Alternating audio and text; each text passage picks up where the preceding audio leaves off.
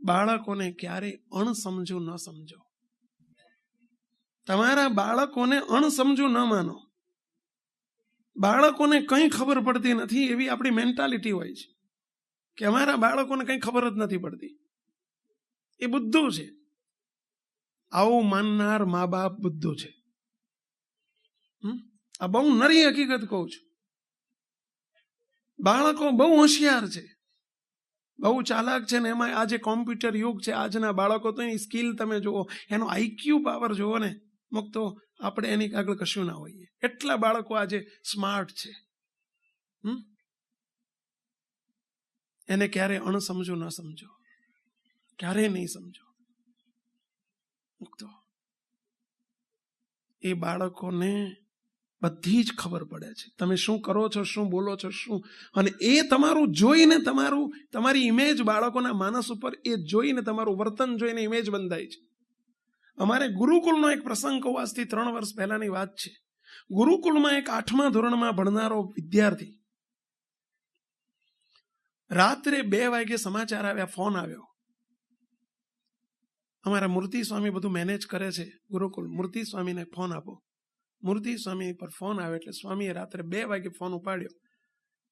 આ બાળકના વાલીનો, એના કોઈ સંબંધીનો ફોન હતો, એના પપ્પાનો ફોન હતો. સોરી, એના પપ્પાએ કહ્યું કે મૂર્તિ સ્વામી, મારા દીકરાને સવારે તમે જરા એને એકદમ તૂટી ન પડે એ રીતે સમાચાર આપજો કે એની મમ્મી હમણાં કલાક પહેલા જ હોસ્પિટલમાં એક્સપાયર થઈ ગઈ છે. એને તમે સાચવીને સમાચાર આપજો અને સાચવીને કોઈને મૂકવા મોકલજો. એ તૂટી ન પડે, ભાંગી ન પડે, એટલે એવા એને સમાચાર, એ રીતે સમાચાર આપજો.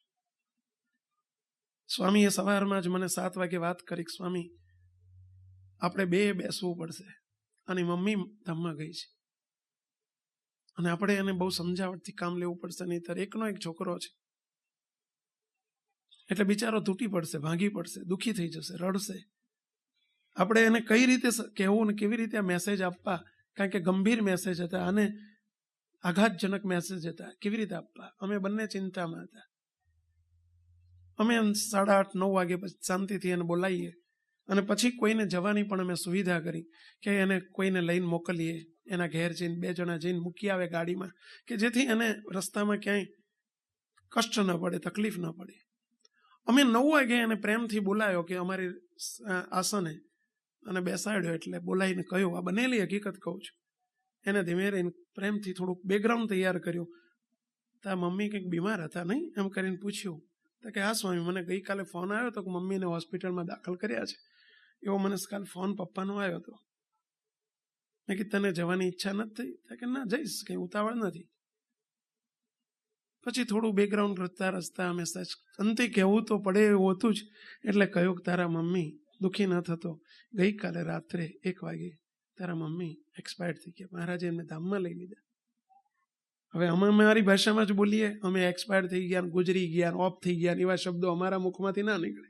એટલે અમે તો ધામમાં ગયા, તારા મમ્મી ધામમાં ગયા, એમ જ્યાં શબ્દ વાપર્યો ત્યાં પેલો બાળક, અમને એમ હતું કે બાળક તૂટી પડશે, ભાંગી પડશે, રડી પડશે, ધ્રુસકે ધ્રુસકે રડશે. અમારી કલ્પના આખી ખોટી પડી. પેલો બાળક શું કહે છે સાંભળજો. મને કે સ્વામી તમે ભૂલ કરો છો, મારી મમ્મી ધામમાં જાય એવી જ નહોતી, એ ગામમાં ગઈ છે, મૂવી મરી ગઈ તો કે. આ એના શબ્દો, મૂવી મરી ગઈ તો કે. એની આંખમાં આંસુ નથી, કોઈ અફસોસ નથી.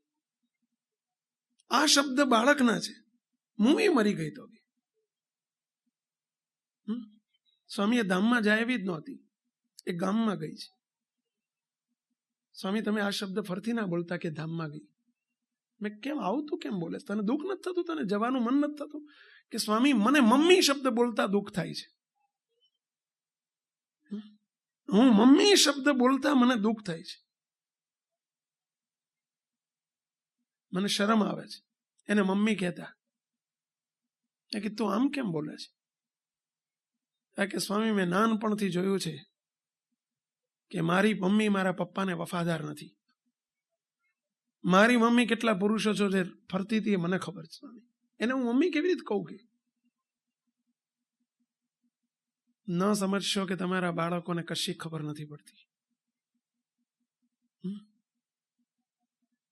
દે નોઝ એવરીથિંગ. બધું જાણે છે, બધું જુએ છે. એ મૂર્ખ છે ને અણસમજુ છે એવું ન સમજશો. બહુ સમજવું હોય છે.